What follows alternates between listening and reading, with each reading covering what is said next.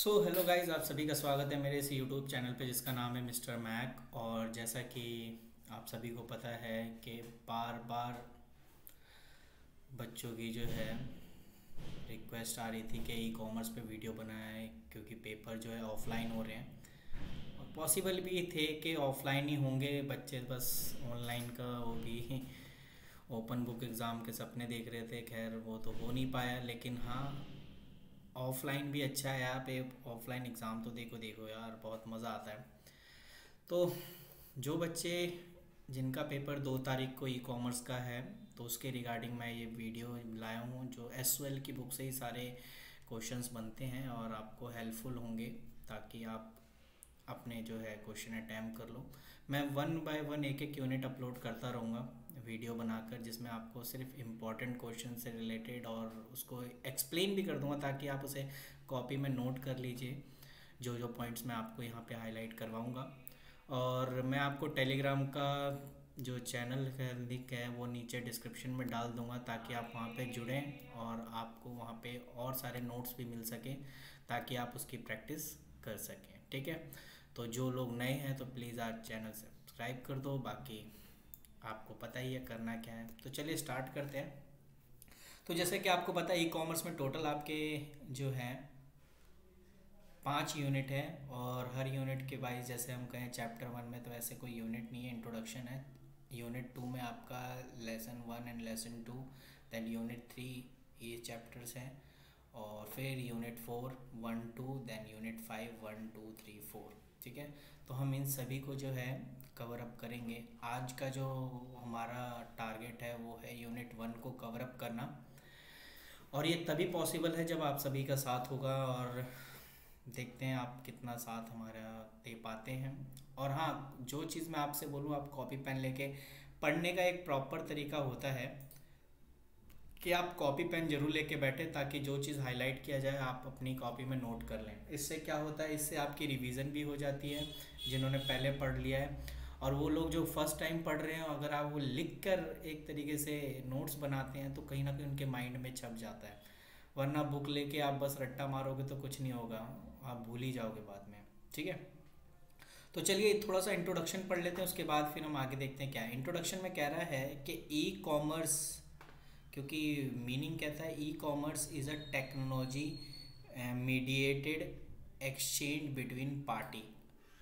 E commerce है, एक technologically है। टेक्नोलॉजिकली का मतलब देखो, एक था पहले टेक्नोलॉजी नहीं हुआ करती थी तो लोग क्या करते थे, जैसे दुकान है, फिजिकली आप वहाँ पे जाके सामान को खरीदते थे और जो भी बार्गेनिंग वगैरह वहाँ करते थे। लेकिन ई कॉमर्स में ऐसा क्या है, e commerce as a technologically जो है सारा काम हो रहा है।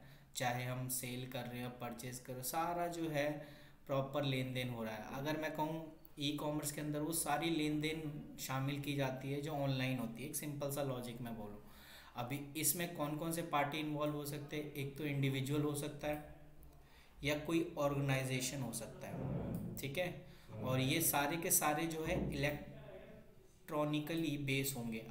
ठीक है, जिसमें इंट्रा और इंटर ऑर्गेनाइजेशन एक्टिविटी होगी। अब ये इंट्रा और इंटर ऑर्गेनाइजेशन एक्टिविटी क्या होती है।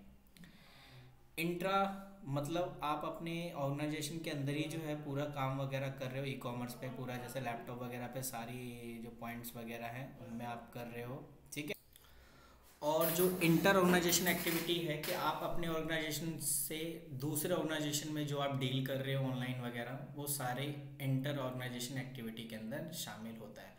तो खैर, ये छोटी सी जो है इंट्रोडक्शन था ई कॉमर्स के बारे में। अब बात करें, जो अपने मेन मुद्दे पे आते हैं।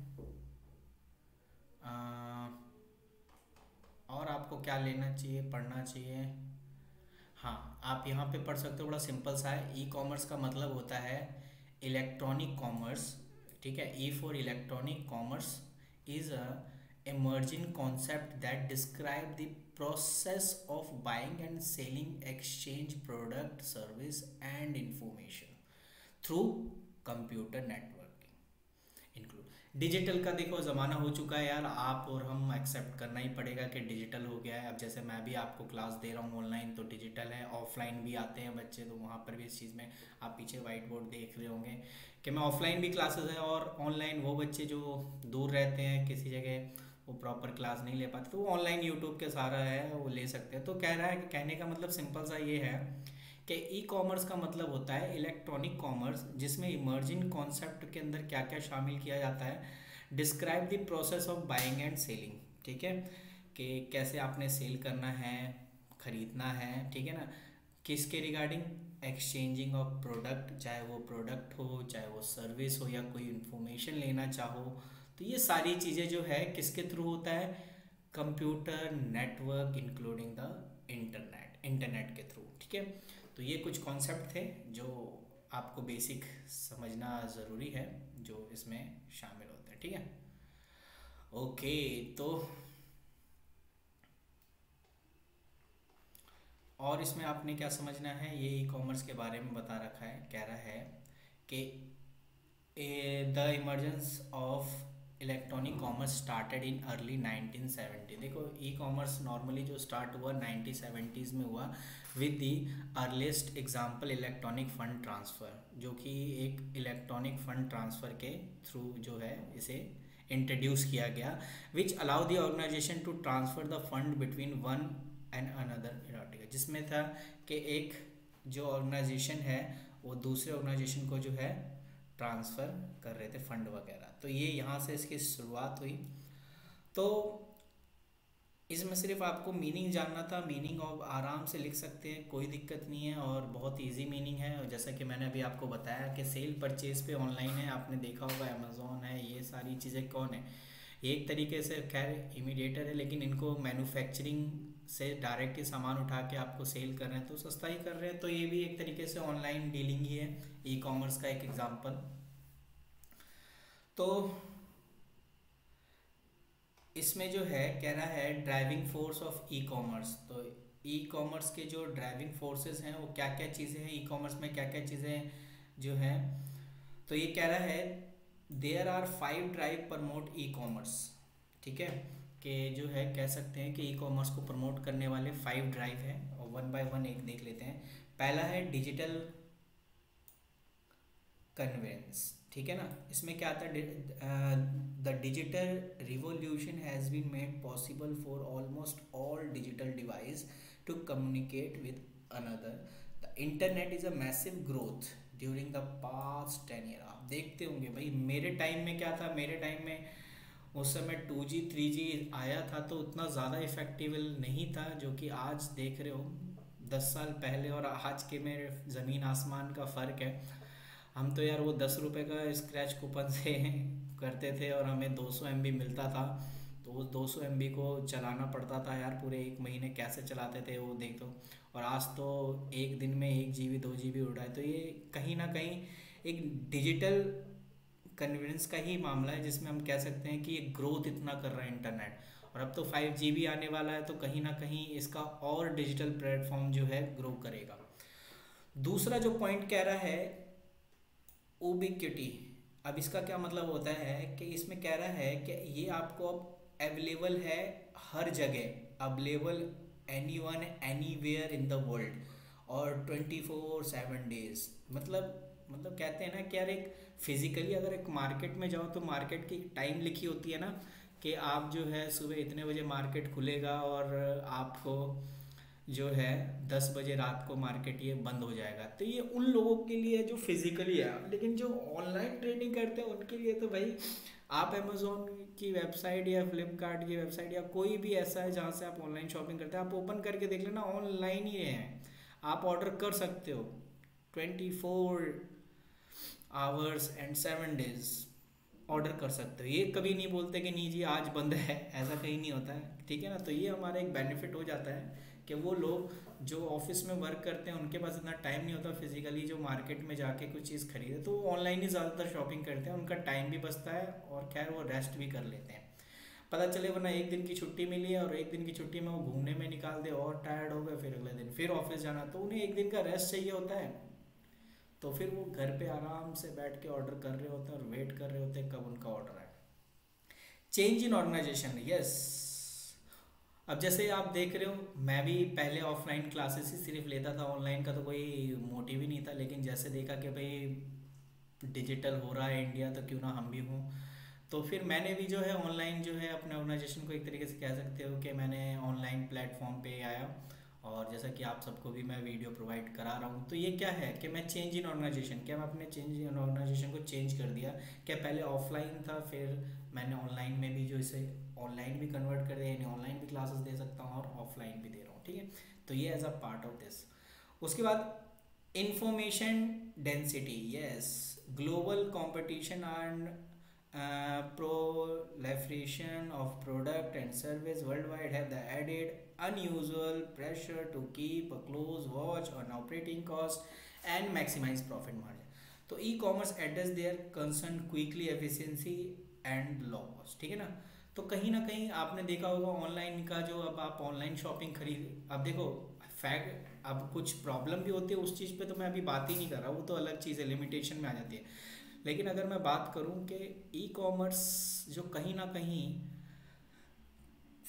फटाफट आपके ऑर्डर को कह सकते हैं ना प्लेस भी करता है, ठीक है ना, एफिशिएंटली भी होता है और कॉस्ट भी कम से कम आता है। अगर मैं कहूँ, मैं अपने ऑर्गेनाइजेशन में कहूँ, मेरे को कहीं ना कहीं कोई चीज़ रेंट पे लेनी पड़ेगी, और मैं क्या है, मैं घर से ही ऑपरेट कर सकता हूँ, मेरे को बस एक लैपटॉप चाहिए बस, और अपना मेरा ऑपरेट हो जाएगा। तो कहीं ना कहीं अगर आप देखो कि ऑफलाइन के मुकाबले ये जो ई कॉमर्स है वो कहीं ना कहीं बहुत सस्ता है, कॉस्ट भी इसमें कम आता है, ठीक है ना। तो ये कह सकते हैं।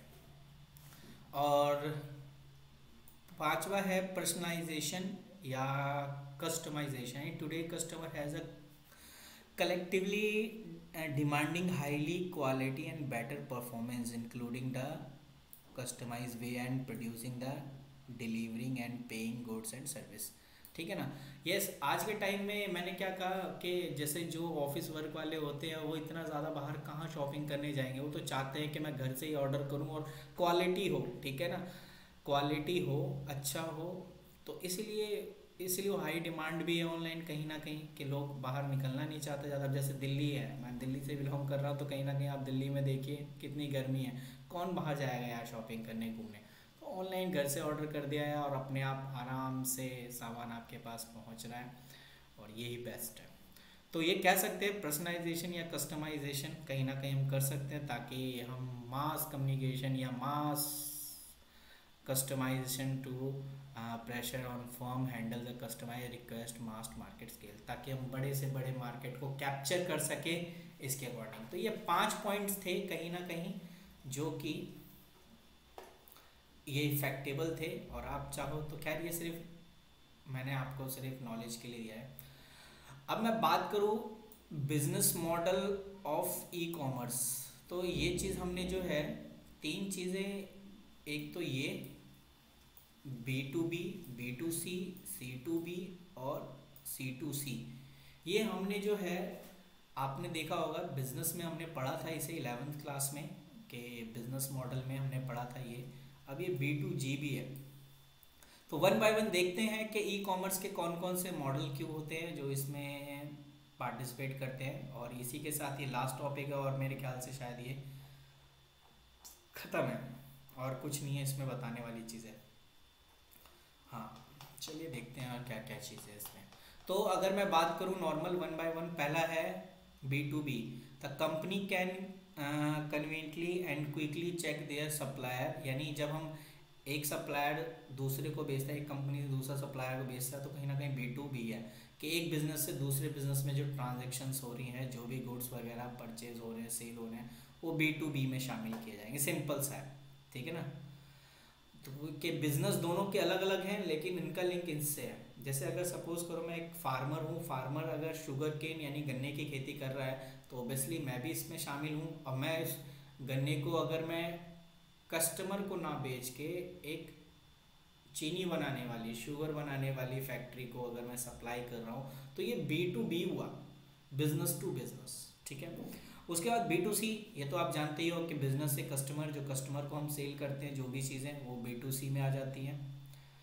उसके बाद C2B, also called supply chain management demand collection model, enabled by a name their own price often binding to specific goods और, ठीक है ना। तो इसमें जो है इसमें ये कह रहा है कि also called the supply chain management या demand collection model enable to buy the name their own price and often binding the specific goods or service generating demand. The website collect the demand bid and offer the bid to the participating seller. ठीक है, अभी जैसे कि आप देखिए C2B, ठीक है ना, C2B यानी कस्टमर टू बिजनेस में आ गया और इसमें आ जाता है कस्टमर टू कस्टमर, ठीक है ना। तो अगर मैं इसमें कहूँ जैसे सपोज करो अभी जो सा अभी आप देख रहे हो फ्लिपकार्ट पे आप जाना, फ्लिपकार्ट वगैरह या किसी पे भी वो सेकंड हैंड आपसे गुड्स ले रहे हैं और आपको एक प्राइस बता देते हैं। जैसे देख रहे हो ना, सेकंड हैंड चीज़ें लेना चाहते हो तो आपसे क्या है, अगर आपका कोई सेकंड हैंड है आपका फ़ोन ढूंढा तो आप जो है उसे बेच सकते हो, ठीक है ना। तो ये क्या है, कस्टमर से बिजनेस में आ रहा है तो ये ओन अपने प्राइस जो है नाम के साथ डिसाइड करती है, ठीक है। एंड स्पेसिफिक गुड्स ऑब्वियसली, जैसे अगर मेरे को अपना आईफोन बेचना है तो अगर कोई नहीं खरीदा है तो मैं कहाँ बेचूंगा, फ्लिपकार्ट पे बेच सकता हूँ, तो मुझे कहीं ना कहीं पैसे मिल जाएंगे। तो फिर वहाँ जब मैं उसे बेचूँ और वही प्राइस फिक्स होगा उस पर कि जो उसने बोला है टर्म्स एंड कंडीशन उसके रिगार्डिंग जो है प्राइस मैं दे दूँगा। तो ये वेबसाइट के थ्रू ही कलेक्ट किया जाता है, सारी चीज़ें बिड लगाई जाती है, ठीक है ना, पार्टिसिपेटिंग सेलर, ठीक है। Okay, C2C customer to customer, इसमें एग्जांपल OLX का था जो कि बहुत बढ़िया था।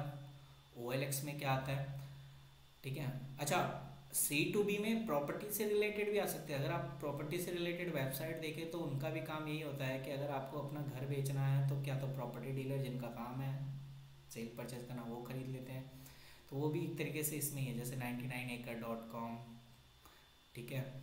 ये सारी चीज़ें कार के रिगार्डिंग भी हो सकती हैं। C2C customer to customer, OLX best example है कि एक कस्टमर अपना फ़ोटो कार ये जो भी चीज़ अपलोड करना चाहता है, बेचना चाहता है, वो OLX पे अपलोड कर देता था और दूसरा बंदा जब उसे देखता है और फिर उसे अच्छे लगता है तो देन उसके रिगार्डिंग वो फ़ोन करता है और प्राइस डिसाइड करता है और फिर बेच देता है। तो इसमें कुछ ना कुछ बीच में नहीं आया, एक कस्टमर से दूसरे कस्टमर को बेच दिया गया। तो ये कुछ पॉइंट्स थे जो कि मैंने आपको बताए हैं, ठीक है। और क्या चीज़ इसमें बताने लायक है जो आपका, अच्छा, decision and launch of e commerce website decision, अगर आप ई कॉमर्स रिलेटेड कोई काम करना चाहते हो तो आपको क्या क्या देखना पड़ेगा, ठीक है, वो सारी चीज़ें इसमें, selection of hardware and software, तो क्या क्या डिसीजन आपको लिखने पड़ेंगे decision at a launch of e commerce website. तो सबसे पहले आपको पेमेंट के रिगार्डिंग देखना पड़ेगा कि अगर आप पेमेंट लोगे तो किसके रिगार्डिंग लोगे। तो पेमेंट डिफरेंट पेमेंट मेथड आप सिलेक्ट कर सकते हो। अब तो UPI आ गया है, यहाँ तो सिर्फ डेबिट और क्रेडिट कार्ड ही का ऑप्शन है और कैश ऑन डिलीवरी आप UPI भी कर सकते हो। तो पेमेंट मेथड आप देखो, एक एग्जांपल ही ले लेते ना, अगर हम अमेजोन पे ही जाके देखो तो उसमें देखोगे कोई भी सामान खरीदता हो तो पेमेंट मेथड आता है ना उसमें कि क्या क्या चीज़ें इसमें होती है। दूसरा टाइम, कि ऑर्डर ऑफ डिलीवर, टाइम भी मेंशन होता है कि कितने टाइम के अंदर अंदर आ जाएगा और याद रखना टाइम के अंदर अंदर ही आएगा वो, वरना आप चाहो तो उसे ऑर्डर कैंसिल कर सकते हो। कॉस्ट, आप ये भी अगर साफ साफ उसे बताओ कि भाई ये जो इस पे कॉस्ट है एक्स्ट्रा कितना कॉस्ट लगेगा, शिपिंग चार्जेस है या नहीं है। शिपिंग चार्जेस है तो आप लिखोगे इंक्लूडिंग शिपिंग चार्जेस, ठीक है ना, या अगर आप लिख रहे हो एक्सक्लूडिंग शिपिंग चार्ज तो आप बाद में उसे जोड़ोगे, या आप लिख दो कि फ्री शिपिंग चार्जेस, तो इसका मतलब कोई शिपिंग चार्जेस नहीं है, ठीक है। Integration, easy to integration using credit and debit card, भी ज़्यादा प्रोसेस आपको नहीं ना पड़े, एक OTP आएगा और OTP से आप जो है, अच्छा, स्केलेबिलिटी, ओबियसली अगर मैं इंडिया में तो इंडिया में मैं कहीं भी कर सकते हैं, अमेजोन है इंडिया में, आप कहीं भी खरीद परचेज कर सकते हो, कोई दिक्कत नहीं है, ठीक है ना। तो ये कुछ पॉइंट्स हैं। आइए देखो नीचे एग्जाम्पल भी दे रखा है सॉफ्टवेयर का, अमेजोन और फ्लिपकार्ट, और मैं ऊपर ढूंढ रहा था कि यही तो एग्जाम्पल होने चाहिए। तो ये देखो यहाँ पर उन्होंने दे रखा है, मिंत्रा भी है, जियो मार्ट है, मीशो भी आ चुका है। तो खैर मैं तो दो का ही नाम लेता हूँ इस सब मामले में। कस्टमाइजेशन आराम से कर सकते हो, जैसे रजिस्ट्रेशन एंड फ्री यूज़र पे online hill when the purchase deal from, आप ऑप्शंस रख सकते हो। चैलेंजेस क्या आ सकते हैं? चैलेंजेस आ सकते हैं, deal to company make no warranty for a quality safety. आपको पता है जब स्टार्टिंग में फ्लिपकार्ट वगैरह ये आए थे तो ये डिलीवर तो अब मैंने क्लिक कुछ और किया और आ जाता था कुछ और। अभी भी कुछ कुछ होते हैं, लेकिन खैर अब कुछ ज़्यादा स्ट्रिक्टनेस हो चुकी है गवर्नमेंट के रिगार्डिंग। तो अब आपको जो सामान दिखाया जाएगा वो उसी के रिगार्डिंग होगा और आपके पास वही सामान आएगा।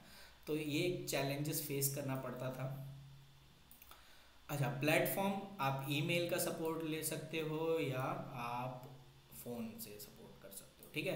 हार्डवेयर के लिए आपको यूजिंग ऑनलाइन ऑर्डर 24/2 तो company cloud data any time anywhere, ठीक है। तो इन सब का आप ले सकते हो। और सॉफ्टवेयर में मैंने अभी आपको बता दिया कि सॉफ्टवेयर में आपका अमेजोन, फ्लिपकार्ट और ये आ जाता है, ठीक है। तो ये तो हो गए आपके ये। अब बात करते हैं कि आपको छोटी सी चीज़ें पता होनी चाहिए, आउटसोर्सिंग और इन हाउस डेवलपमेंट। आउटसोर्सिंग का मतलब होता है कि मैं यहाँ, चलो मैं आउटसोर्सिंग का थोड़ा सा पढ़ ही लूँ कि वेबसाइट डेवलपमेंट के लिए दो चीज़ें हैं, एक आउटसोर्सिंग है और एक इन हाउस डेवलपमेंट है। अब what the house outsourcing and house development, one by one एक एक पढ़ के पढ़ते हैं। आउटसोर्सिंग का मतलब this way website maintain expert sorry मैं कह रहा in this way website maintain expert and professional and all they need money to maintain the website. If the business type is small then is method is a very good. Suppose कोई छोटा मोटा, मैं मेरा business है छोटा मोटा, इतना ज़्यादा काम वाम नहीं है, तो मैं घर से ऑपरेट कर सकता हूँ। तो ये कह रहा है this way website maintain by expert and professional and all they need a money to maintain the website, ठीक है। If the business is type is small then it method is very good. And अगर आपका business large volume वाला है तो ये better है, मतलब बेकार नहीं बोला लेकिन बेटर बोला है कि ठीक है। तो मैं छोटे मोटे बिजनेस जो है कहीं से भी ऑपरेट कर सकता हूँ। मेरे को एक लैपटॉप चाहिए, घर से ऑपरेट करना हो घर से ऑपरेट करूँगा, ठीक है ना। छोटा सा एक, या मैं छोटा सा एक ऑफिस खोल लूँगा, बस हो गया।